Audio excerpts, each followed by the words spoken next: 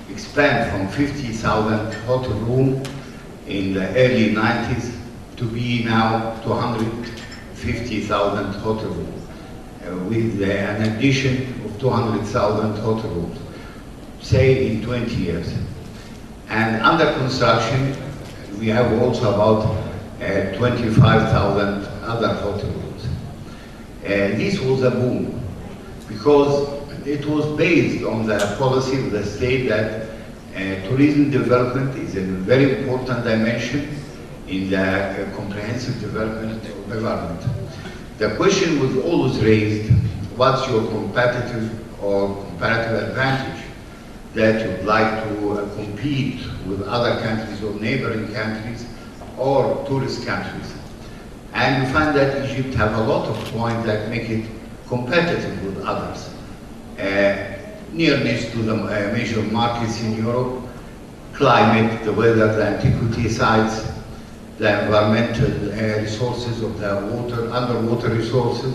You have a lot of potentialities.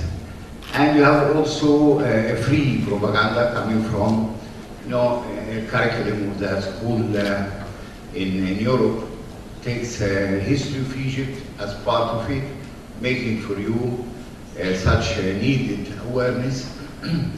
All the holy books in the Middle East talks about Egypt and the history of Egypt, the pharaohs, whatever. This also is a free propaganda for Egypt. You have a lot of advantage. You have a special situation that encourage you to make tourism is a leading sector. We are talking about how shaky it is, how unstable. This is okay, it relates to other external factors, but the potential and the basis you can build on are numerous, great, whatever you'd like to call them. How can we restore such feeling or context? Maybe you see that few visits to Luxor happen from higher authorities, and some encouraging measures were taken, but still we need such comforting factor that the tourist development project and the tourist development investors are welcomed and encouraged to do expansion for his project. Same thing for any company, any services that can be offered to the market. I'm still following what is happening in the sector through the government, the Ministry of Tourism, the Tourism Development Authority, and I know that they are trying to restore such a situation, but it's very difficult. It's not an easy task. I think the Tourism Development Authority, TDA, asked it for bids for new lands, new development, but they received very few, 1 or 2 offers, and people are still not got this feeling of you are the privileged sector, you are to be encouraged. The reverse, you got the feeling that there's a lot of binding factors, a lot of hindrance, restrictions, whatever would be. We hope that the state will be aware about the importance of relieving this sector, let the new creative private sector investors do their work. They need only such a context or ambiance to encourage the investors to do new projects in different directions. Thank you. Thank you very much, Mr. Adel. Actually, you brought up a few points. We'll get to that. We were joined lately by Mr. Walid al-Batouti. Thank you for coming and joining. Actually, some of the very important issues that were raised in Mr. Adel's talk is that tourism is an extremely multidisciplinary oriented development. And accordingly, there are a lot of domains that need to be organized and a lot of aspects that need to be managed. I would hope Dr. Mohammed Wafa would shed some light on the idea of management of tourism and how we could deal with the prospects of management in a changing economy now. First of all, we should go for the history for Egypt and what's happened for the last 2 years after revolution. The income of the tourism field was between 11 and 12 million US dollar. And now, according to the last publishing in all the newspapers, it came till 8 million US dollar, which is, for my opinion, it's fake. I don't want to say what we lost for all these 2 years, but as Mr. Adil said, the tourism sector is very, very important for us. I have only one issue, to cancel my opinion, or I suggest to cancel the Ministry of Tourism at all. Ministry of Tourism should be under the Ministry of Finance and the industry. Tourism is industry. We create products, we sell this product, and we cancel this Ministry of Tourism. For other side also, we don't let anyone to touch the tourism as a Dastur, as an example. If you put the tourism in the Dastur, they will cancel sooner or later. But now, we are in very critical situation concerning this. That's my concern, to cancel the Ministry of Tourism, to be under the Ministry of Finance and the Industry, and in this case we can guarantee our business for as a management. So do you think, Dr. Mohammed, that if we consolidate management as an entity which becomes the industry of tourism under the Ministry of Industry, do you think that would provide a better ground for coordination of elements and of aspects that are within the tourism development? Yeah, sure. That will help a lot. If you're going for, as example, for what we have now, we are in joint client, CAA. I'm talking from the economic side. We are in joint client. We are like Greece, or like Cyprus, the one of lesser. Okay, and we are now the budget and political instability and the foreign reserves. I'm sure from the tourism we can handle. Of course, we can reduce at least the loss what we have now. We go for FPI profit or to attract the foreign resident to come to make investors here in Egypt. From economic science, okay? Not from talking about the issue of attraction and how we can attract tourists, I think the world is changing now to a variety of venues for tourism that are sometimes non-traditional. We are hearing about cultural tourism, we are hearing about medical tourism, we are hearing about slum tourism. There are a variety of venues that could be initiatives that I think would pull a wide variety of tourists into our country. We would like Mr. Tamer to shed some light about different venues for tourism in Egypt. Thank you, Doctor. Egypt is very rich in possibilities for tourism. Traditionally, we are very strong in cultural and historical tourism as well as beach and entertainment tourism. The other aspects of tourism, such as medical tourism, such as shopping tourism, such as conference and meeting tourism, these need very specific destination management schemes. So far, Egypt, we have been focused on the two, like I said, that we are good in. The historical and cultural tourism, basically pharaonic tourism, which is our international unique selling point, which has been in steady decline for the past decade in comparison to beach tourism. So what we need to do first is we need to strengthen what we already have. We need to make sure that cultural tourism, which is the type of tourism that keeps us on the international map for the long term, is strong and supported. How does that come? It comes by stabilizing our socioeconomic situation, because cultural tourism is based on Cairo and the Nile. Cairo and the Nile are main urban centers of the country where we have seen unrest and issues which keep the tourists afraid from coming to these areas. And mind you that these types of tourists are the more, let's say, cultured, educated type, who do much more research, are much more interested in where they're going. They're not looking for the cheap price for their week holiday on the beach, in which we're competing with the rest of the world. If we want to develop new areas of tourism, we need to seriously study the behavior and the desires of the typical tourist from those areas. For instance, if we're looking for medical tourism, who is looking for medical tourism? What do they want? Why are they traveling outside their own country to either go to spas or to go get medical treatment?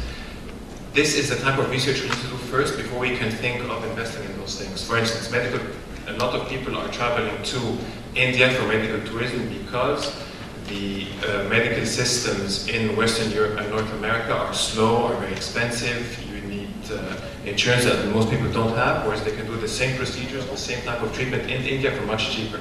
But why do they go to India? Because India is very well known that have very qualified doctors who travel a lot to Europe and North America, and they see them perform medicine. They see the hospitals, and at a much cheaper rate. We need to develop that in Egypt if we want to get to medical tourism. If we're talking about conference and business tourism, it's actually a surprising fact that the #1 destination for business and conference tourism in the world is Las Vegas. It's not New York, it's not London, it's not economical centers, it's Las Vegas. Why? Because companies and institutions want to organize their conference, they want to organize their seminars in a place where they will bring the best out of their employees, of the attendees. The attendees it's an opportunity for them to work and play. This is what makes a good conference area.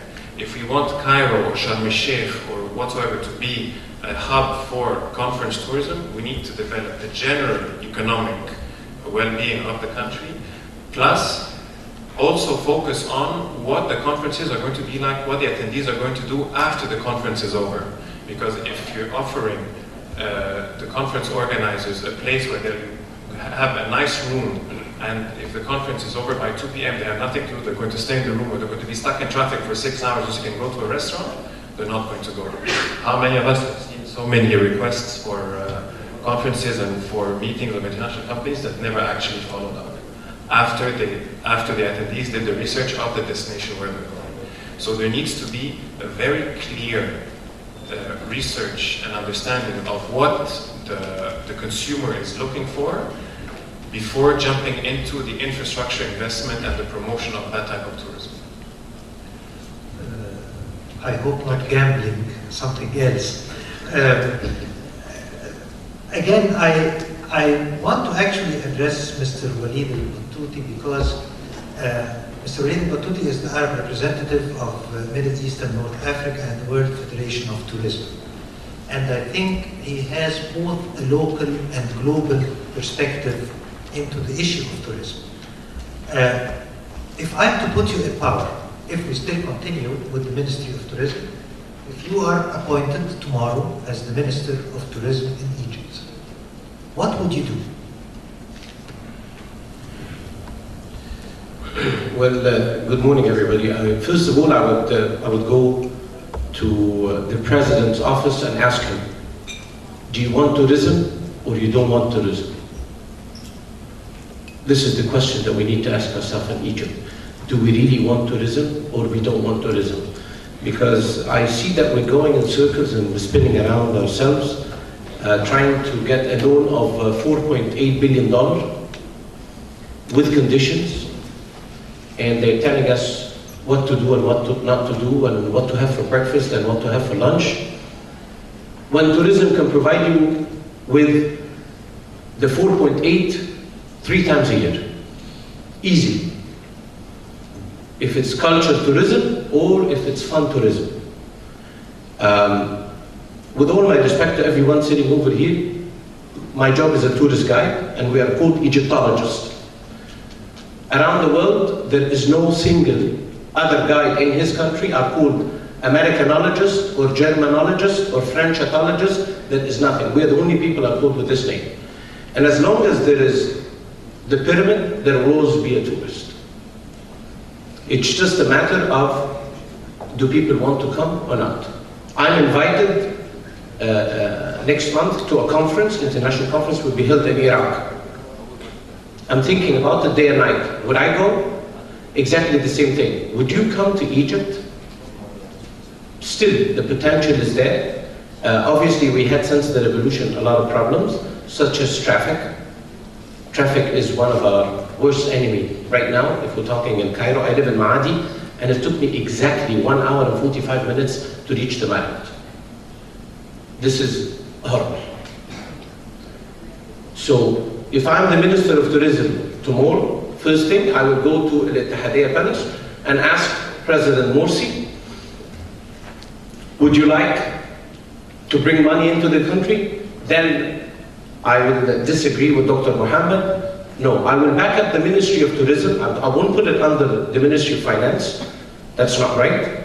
The Ministry of Tourism, it's a group of investors, which is the owners of hotels, cruise ships, all the people that investing their money and having jobs. Every single investor in the field of tourism has thousands of people that works for him, and he supports the Egyptian economy one way or another. So, number one, I have to stop the people that came on television and actually they harmed Egypt. We are chasing Bassel Youssef in courts because he said few things. Well, we're not chasing a man who says to Jerusalem we're going in millions in mortars and things like this, which if immediately stopped the American and got the attention of Fox News. I'm naming by the stations by name. Fox News found it a very valuable thing to attack and pick on us. We accept tourism the way they are, with their religion, if they drink, if they don't drink, if they gamble, if they don't gamble. I am not going to jump when I hear the word gambling, because we know that in the past, in the previous government, Egyptians were not allowed to go into casinos and gambling. So we really lived with it, and it didn't harm me. It didn't harm anybody over here. Foreigners, this was something done for them. After the revolution, we talked very much about what kind of a swimsuit that people would wear, and beaches, and nothing happened, by the way. But we discussed it, and all what we did is we made people stop coming. I want to come to Egypt if I'm a tourist. I want to go to the beach, and I don't want someone to tell me, oh, the men's beach on this side, the women's beach on this side. Your daughter is 12, yes, she can come with you. Your son is 14, he can come. This is not tourism. This is a joke. So Mr. President has to come loud and clear and say, yes, I want tourism. When people talk about the Dustur, which means constitution, by the way, if you want to put the tourism, we don't need to put the tourism in constitution. It's an industry. There is about 62 jobs depending on tourism. So we really have to decide, do we want tourism or we don't want tourism? By the way, Islam came into this country 641 AD under Amr ibn al-As, and he had 42 members of the people who were around the Prophet Muhammad, peace upon him. They did not destroy the pyramid, they saw it. They did not take the 2 colossal statues of Memnon down because they saw it.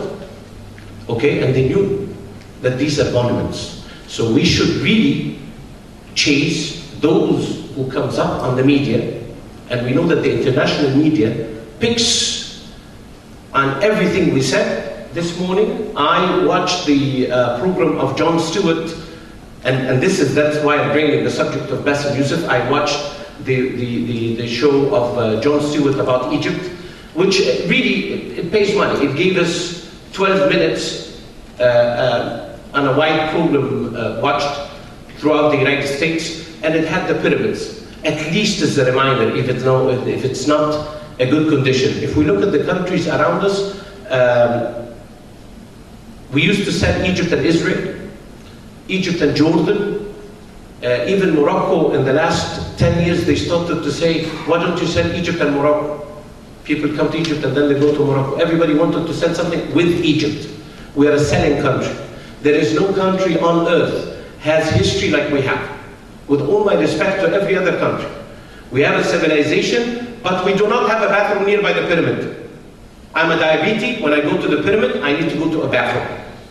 And unfortunately, today, we have an engineer and you're asking him to do an open heart surgery. That's not going to work. If you want to pick tourism, you have to go to the people of tourism, to the real, genuine investors, and say, what do you want?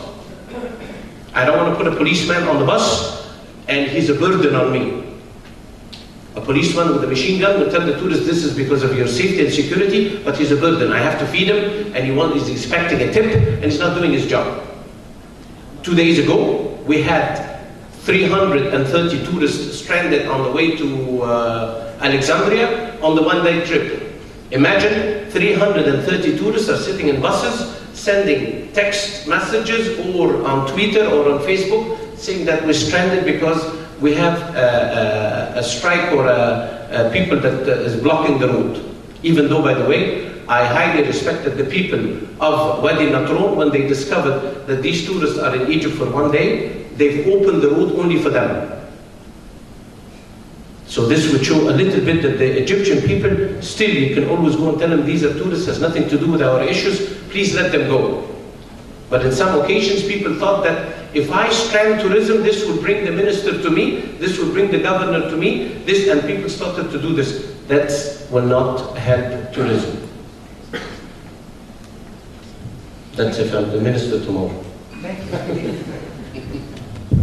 Thank you. I think this sheds a lot of light on issues that are rooted in the dynamics of how things work. And I think it is important, if we want advancement and if we want things to really kind of set into a scene of application, to understand the realities of what we're dealing with. And one very important aspect into these realities is the security aspect. And I think one important puzzle that we are facing is, till now, why are we unable to just have a decent amount of security to allow for a lot of our daily lives to continue? I think, in my opinion, the issue of security boils down back to the idea of the political will. And there are some unforeseen dynamics that are pushing and pulling into this whole scenario for some unforeseen agendas, but I think they are now popping out into the whole idea of development.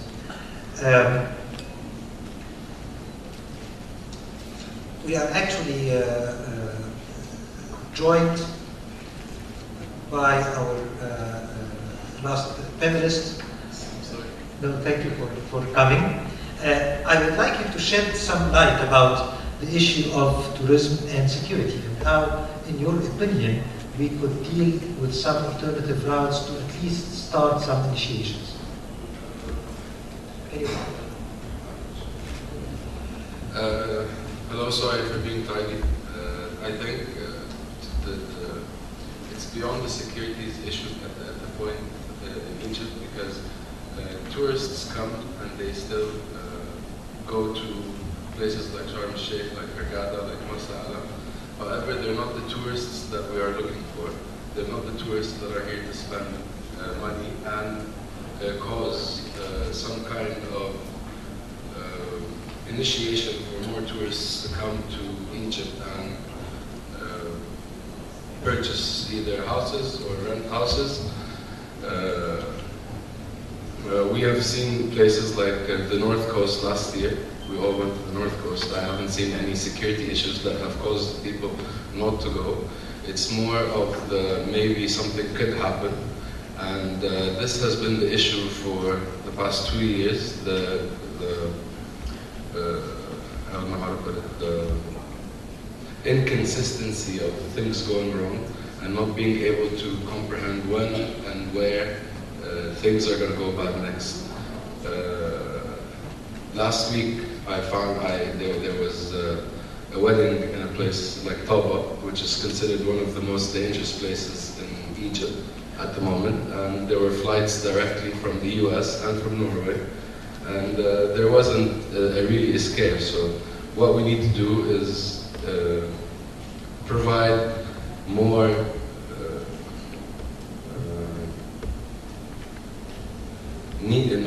provide more not enthusiasm, I don't know how to put it, enthusiasm for tourists to come to Egypt, as I said, and the criteria of tourists that we're looking for, that would come and cause an uplift in our tourism sector. You know, like tourists we get in Egypt are not like the tourism that we see in Dubai or in Beirut or in any of the, like Qatar or any of these places, and that's what we're looking for at the moment. So that's what I have to say. Thank you, Mr. Mohammed. I think from what the panelists have pointed out, I think it's a complex scenario that we're looking at. Management is an issue, political will is an issue, idea of security is an issue, venues of different ways to how to deal with the notion of tourism is an important issue. But I want to critically go back to what Mr. Wattuti said, that again we need to put the right people in the right place, because I think this is a very important aspect. Everybody's saying he's an expert in whatever item that he talks about, and I think this is the problem that we have now. We need to really understand the dynamics of tourism from people who are in the business, from people who are managing, working, and dealing with issues of tourism, so that they can set the scene and they can set the initiatives and they can work together so that they can develop tourism in an appropriate way in Egypt. I would like at that stage to open questions to the floor, and I think having discussions and comments from the floor would be interesting, and please, if you need to address some questions, we will be glad to hear that. Yes. Micro? No?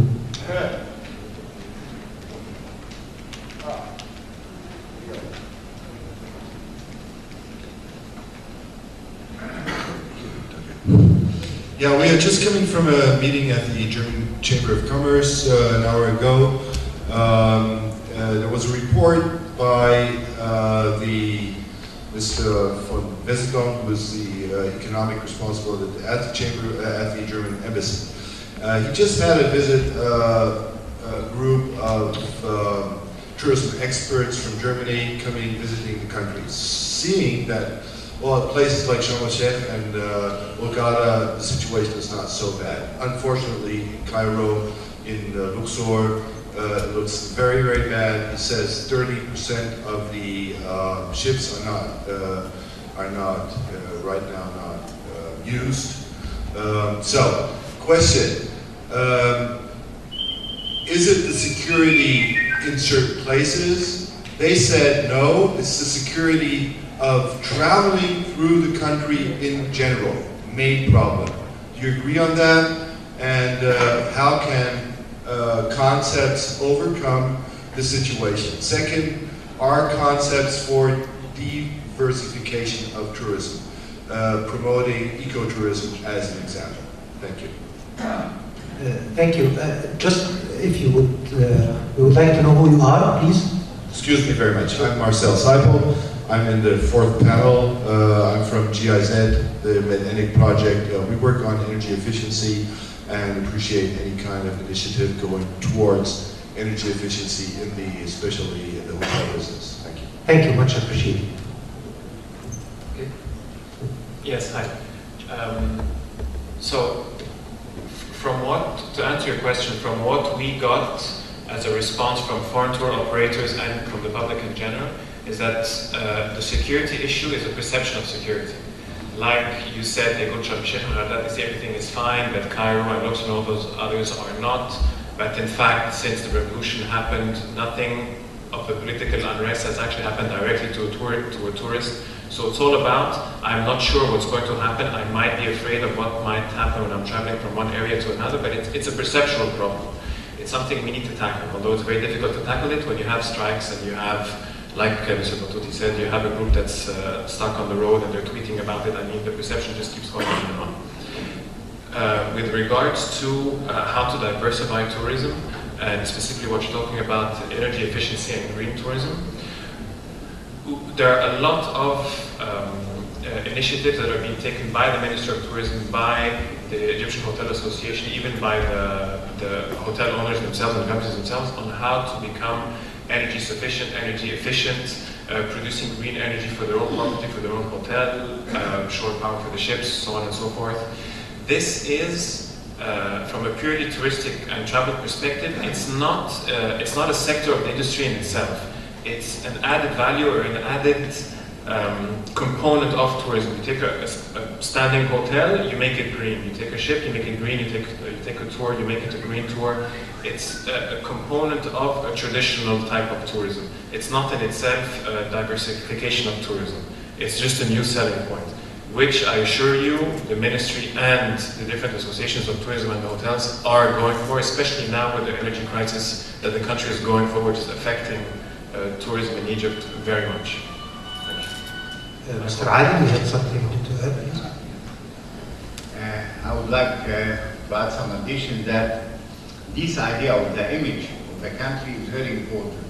Because I was discussing with Mr. Amr Abdel from the WTO that, for instance, take Marsa Alam.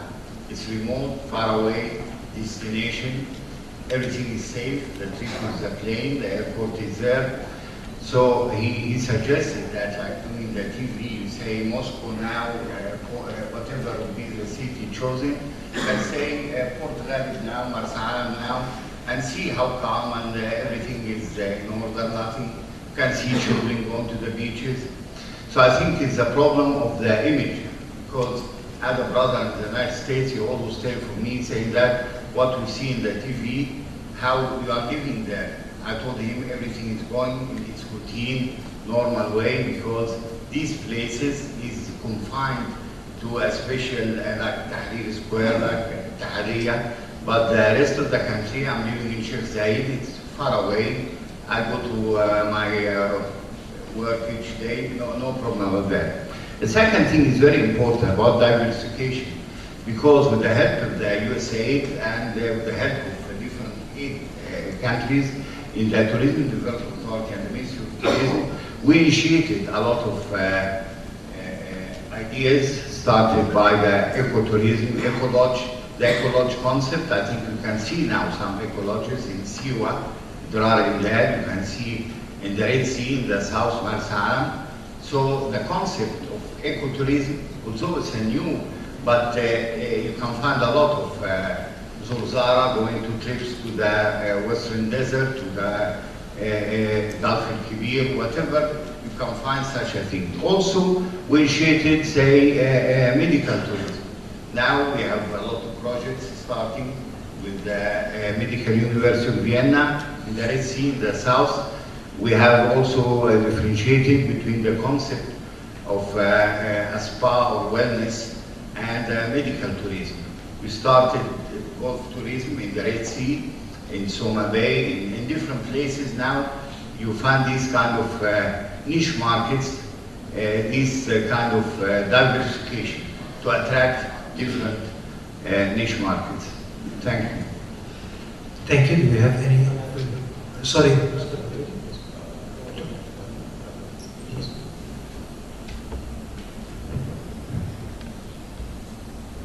Good morning.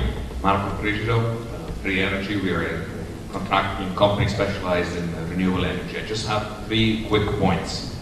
The first one is in Egypt we are missing or lacking a complete network of information on touristic sites. We still rely on the Lonely Planet guide to go to Wadi Hitan. That's the first thing.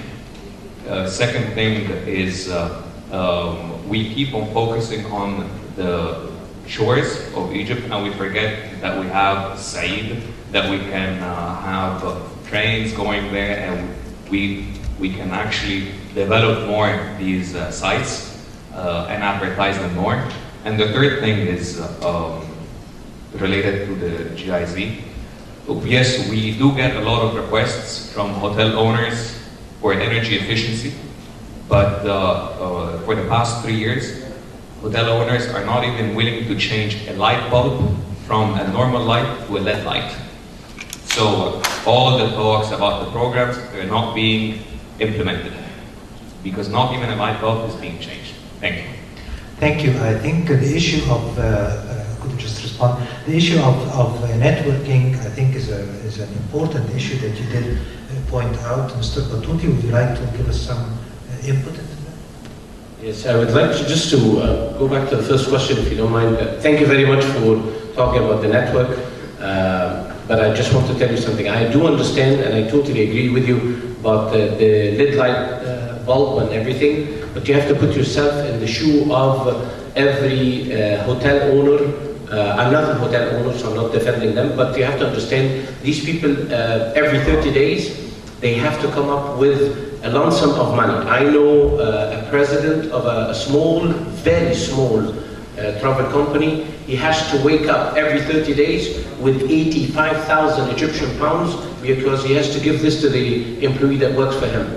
Regardless what happened, regardless if there is tahrir or if there is no tahrir, regardless if there is ittihadiyya or if there is no ittihadiyya. This doesn't mean anything unless he has to fire these people, and it's another problem. And the biggest problem is how to get these people back again. Even if you tell them lay off today, and I'll see you in 6 months, and I'll see you in 2 years, it's not going to work. But going back to the issue of the security, I believe, if I'm not mistaken, sir, because I do follow up, the people that you're talking about were 33 German journalists. They came to visit Egypt, and they were scheduled to meet up with His Excellency, Minister of Antiquity. And he was late 2 hours to the meeting, and then he didn't show up. Believe it or not, that the only person showed up and really impressed these people was Dr. Zahi Hawass. Dr. Zahi Hawass is a tool that we still can use. When we have a conference which it shows here that we can do real good things, then we need to invite the real media. We do conference and then we invite Egyptian media to cover local. This is not going to help it. I need CNN, I need Euronews, I need TV5, I need Deutsche Welle, and I need these people to come and have a real tour without lying, give them the truth. They need to see the real Egypt, okay?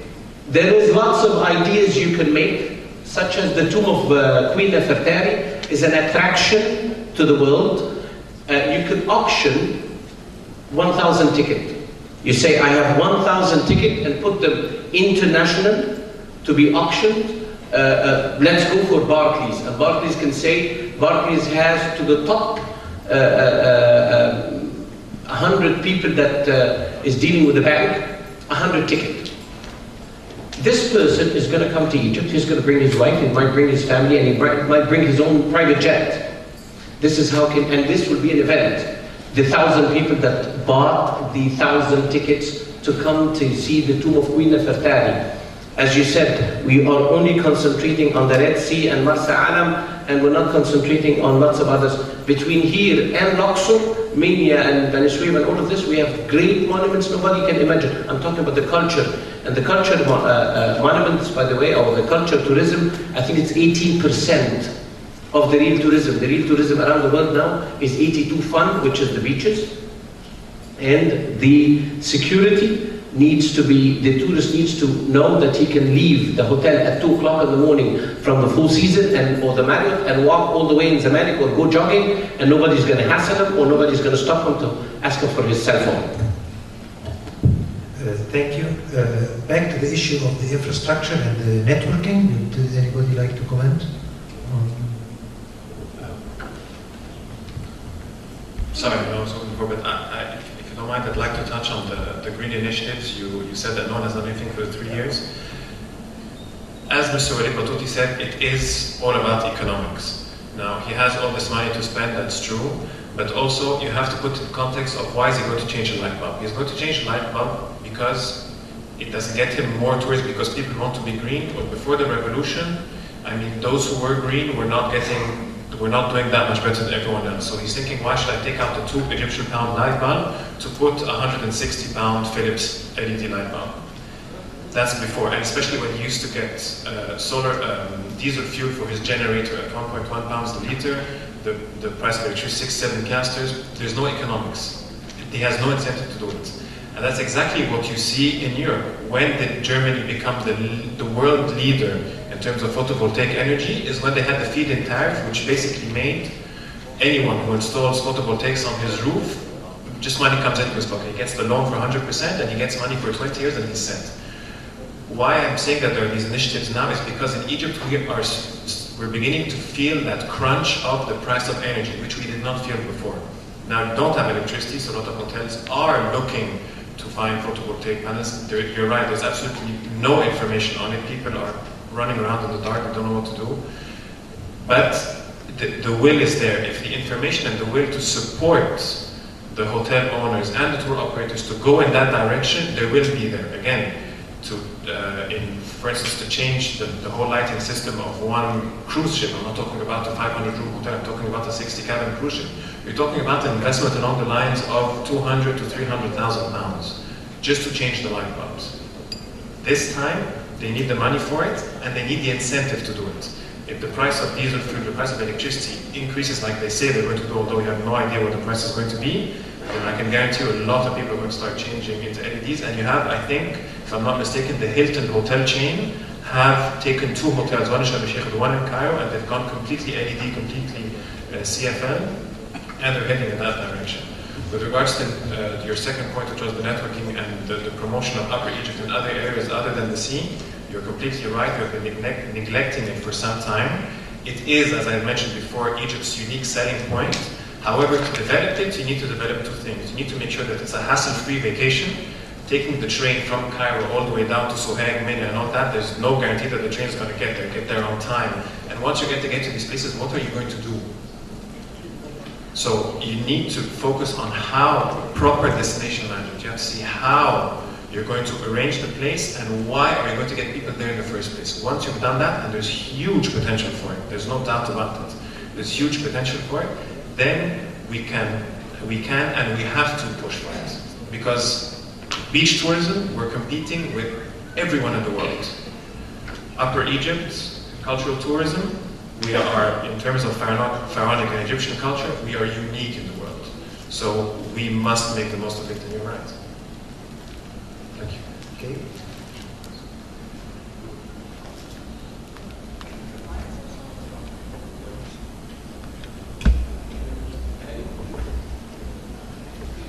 Thank you. Wafa Nadim, a doctor at the German University in Cairo. We have heard today about the problems and challenges that tourism is facing now in Egypt, and I know that everyone knows this already. But what I'm really keen on knowing, we've known what Mr. Battuti would do if he would be the Minister of Tourism, but what would you do as a stakeholder of tourism or as investors in tourism? What actions that needs to be taken now in order to alleviate the problem and make it better? Great. The number one is security, honestly. Number one is security. If we want to put it in order, security. What actions are you taking now to implement it? We know we need to do this and this and this, but what do you do now? As, I don't know, would you lobby? Would you do something? We know these actions that need to be done, but how to do it?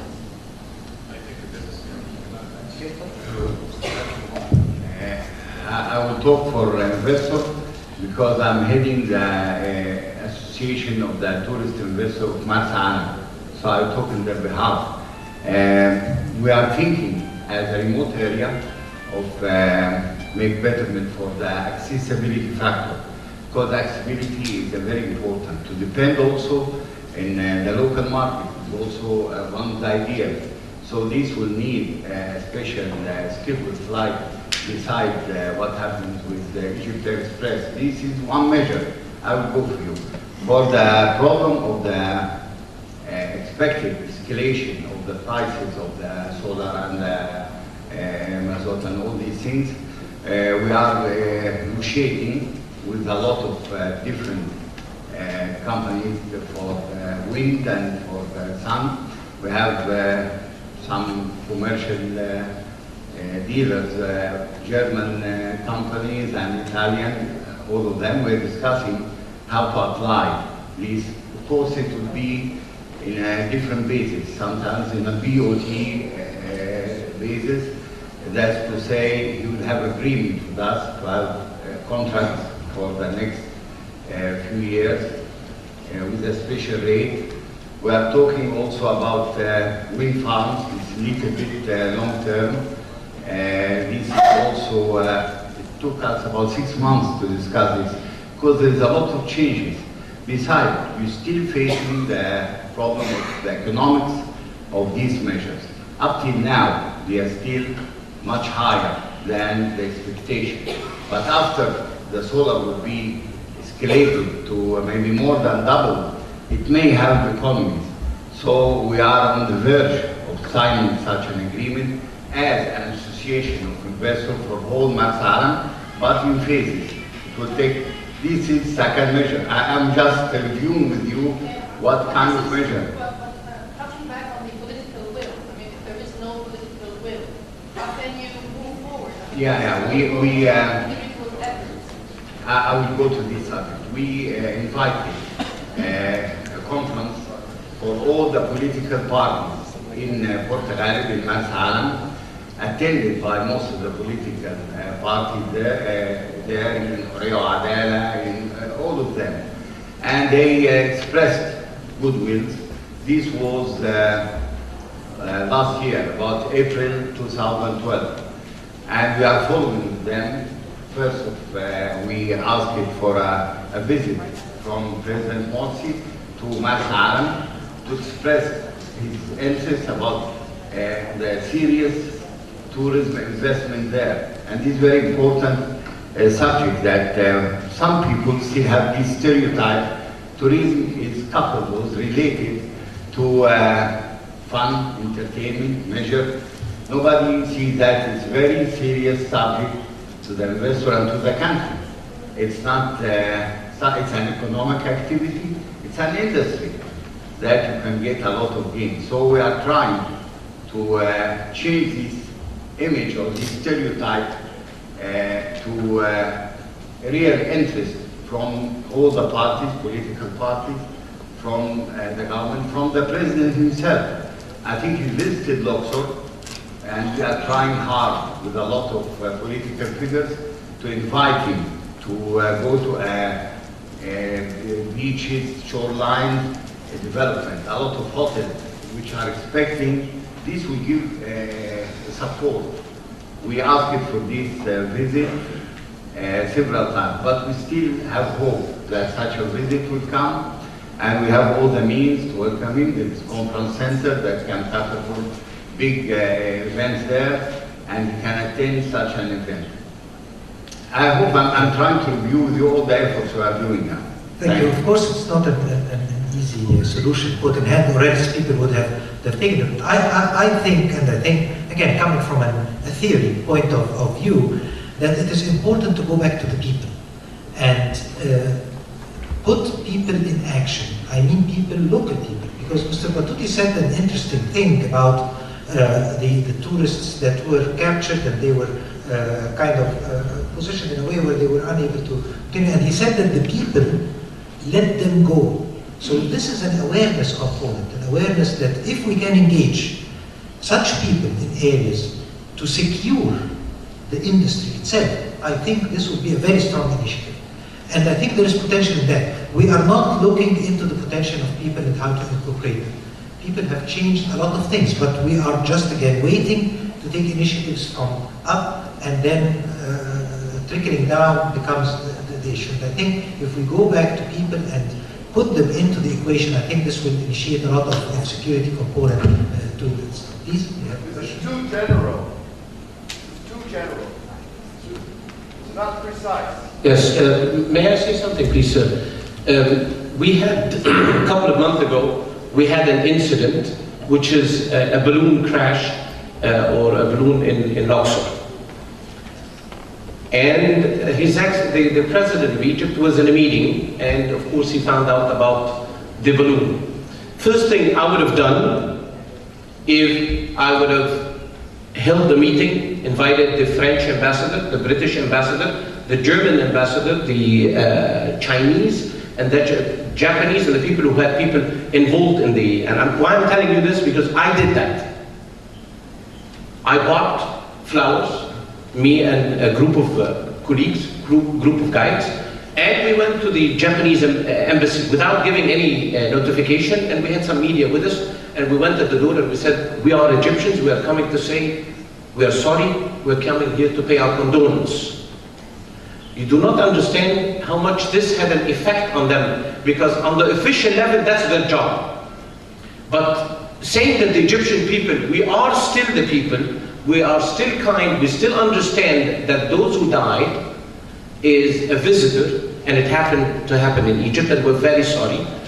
We went to visit the Chinese embassy. The Chinese ambassador came to the door. They let us in with no security check. The French ambassador, he took me to his office first, and then he asked, which party do we present?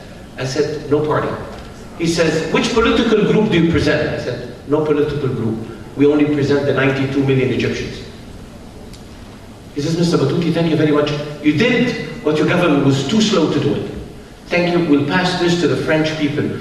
The initiative comes from the people of Egypt, as we've been saying over here, that the people at Wadi Natron, they did this. I was stranded once in Saqqara because people had shortage in the propane, which is gas, propane tanks, and they said, the only thing is going to happen that brings everybody over here is this. I went down and I spoke to the people. I said, listen, let me tell you something. These tourists, it's their time to have lunch, and some of them are on medication.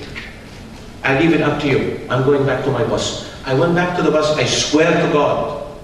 It was 5 minutes when they consulted together, and then they let the bus go, because the people had to eat lunch.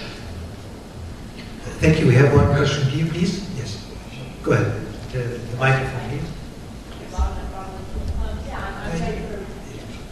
I'm Jennifer Bremer from AUC, and I guess I'm going to ask kind of a tough question, which sort of builds on this. I mean, I do agree that the industry could do a lot more to organize themselves, but it can't be scattered. It has to actually involve the employees. It has to involve marching, if that's what gets people's attention.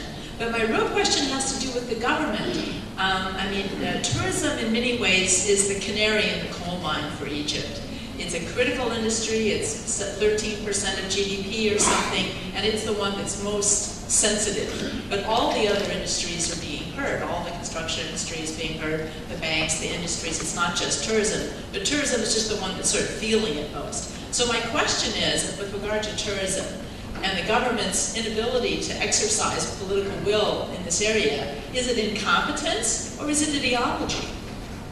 What is it? I mean, are they unable to recognize this, unable to address the security issues, or they just don't want to, because in fact they don't support tourism, and the sooner you guys start selling Twinkies, the better. Can I say something to this, please? Yes, please. I wanted to say that, as Mr. Batouti said earlier, every effort that has been done is an individual effort. It was an individual effort on his behalf and on his colleagues to go to the Chinese embassy or any other embassy. Mostly everything now going on in the country is more on an individual level in most industries. In other countries, like if you look at Cyprus or St. Kitts, they're offering citizenship programs for investment in tourism, for buying a house, as opposed to Egypt, where we're putting 20% higher interest taxes on tourism purchases related to tourism industry, as long as shrinking the right to use for, if you buy a property, it went down from 100 years to 50 years now. And this has happened since the new regime came into power, or the new government came into power. So I agree that the government has not been showing any interest into the tourism industry in terms of the day-to-day tourists that come to see some artifacts, that come to see the pyramid. They have not shown any interest in that type of tourist, or the tourist that comes to buy a vacation home. Over the past 2 years, it has been very, very individual effort. And if there's any collective effort, it would have been something like this panel, a group of people meeting up together and saying, let's do something to make this industry work. But I agree with you 100% that the government has not showed any help to anyone in the tourism industry whatsoever since they came into power. Not necessarily. Maybe there's.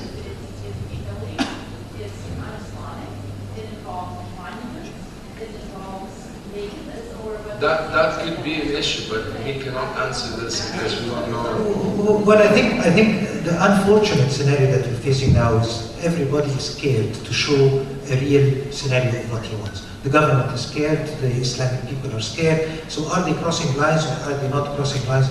I definitely agree with you that nobody is taking action about it, and there needs to be a very solid, clear line, as Mr. Battuti said, do you want tourism or not? It's a simple question, it needs a simple answer component so that people can move forward. Mr. Neki, I think he wanted to shed some light on some issues about the mic, please. Last.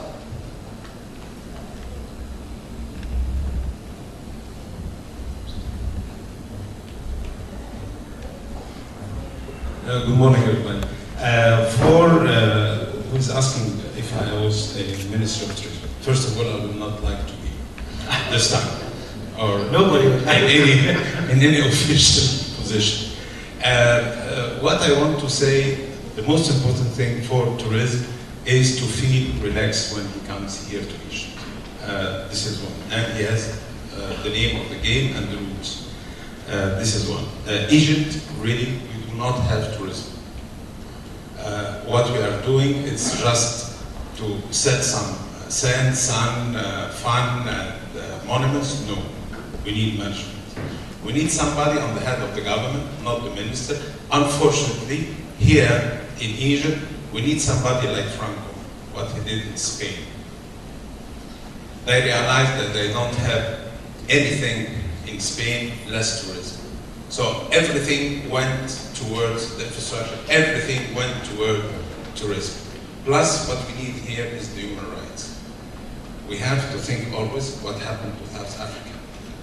When everybody there, they ban everything and they ban people to go to South Africa. It will be here in Egypt in a few months if they will continue like this. So, to go back in the question of, do we have tourism? Or do we need tourism? Yes, we need. And we need the awareness of the ministries, all the other ministries. I will tell you what our minister, Mr. Hisham Sartouri, is doing. From the morning till the evening. He is calling every other ministry to solve problems for the investors. We go and we see him and stay with him and we say a plan for to solve problems for the which country we will go, which country we will start to invest there and to bring tourism. But in the same time, he has at least 10 to 15 calls from investors to solve problems with other ministries. Here in Egypt, every ministry or minister, he has his own agenda and he doesn't care about the other investors or about other ministries. They do care about. It's a temporary government, so that's the problem. No, we're talking about the temporary government. It has been always like this. Yeah. Unfortunately, it has been always like this. And you can ask Dr. Adil. It's like so. What we need somebody, the president or whoever, and we say that tourism is the most important thing, and we all work with it together about. Otherwise, we will not have tourism. We do have 225 rooms. Under construction, we have 204 under construction. We do not have institutes or schools to bring out all these workers. We do not have really the infrastructure for tourism. This is a very critical and very dangerous. Thank you. Last commentary from Mr. Battuti, and then we'll have to close the session. I would just like to get to the attention of everyone in this room. It's a historical piece of information. I hope everybody gets to know this because unfortunately people don't know it.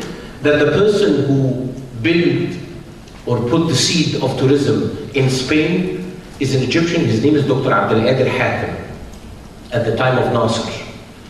Everyone can go and search and find this piece of information. It's a very valid piece of information. The person who put tourism in this country as well, after he did the Red Sea, the Spanish asked the Egyptian government, and he went and planned it for them over there. On his way back, he was asked to go to Yugoslavia, and then he went to Tunisia. So one person is the one who planned this. Everyone should do his homework. Everyone could go back. This man is still alive. He lives here in Zamalek. Why not to go back to him and ask him? We need to go. I cannot do an open heart surgery by an engineer because he read a book. I need to have the will. The lady says, the doctor, she said, do you want tourism or do you want to sell Twinkies? Right now, we don't know how to sell the Twinkies because the electricity is going off and the fridge is not working, so the Twinkies is bad. Do we want tourism or not? If we want tourism, then we have to ban so-and-so, especially the guy who came and he says, in mortars we're going, because we are not. But you affected Egypt. And millions of Egyptians depend on tourism. And it's the fastest thing could reveal and give us back money and put us back in position. I know who I am. If I was on the plane and I went to Qatar, and the Emir of Qatar is not on the ground, I would have stayed on the plane and went back. This is Egypt.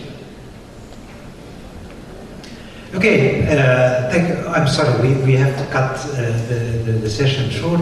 Thank you very much for this, and